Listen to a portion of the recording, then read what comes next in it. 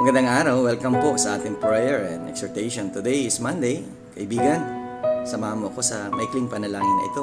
Tayo po'y manalangin, o aming Ama. Muli po kami nananalangin, kasama ko po ang aking mga napapadalhan ng prayer breakfast na ito upang humingi ng tulong sa inyo na kami gamitin nyo sa araw na ito at gabayan. Ang pamilyang Pilipino makakilala kay Jesucristo bilang kanilang Panginoon tagapagligtas sa pangalan ni Jesus. Amen.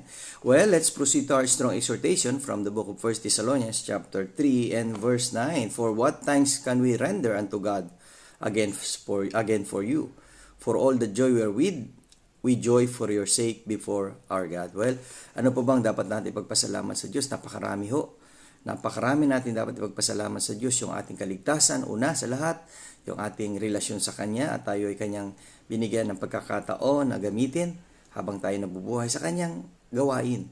Nawa tayo magpatuloy sa Kanyang gawain at patuloy natin ibahagi ang mga mabubuting aral mula sa salita ng Diyos. Okay? See you again tomorrow sa ating Strong Family Prayer and Exhortation.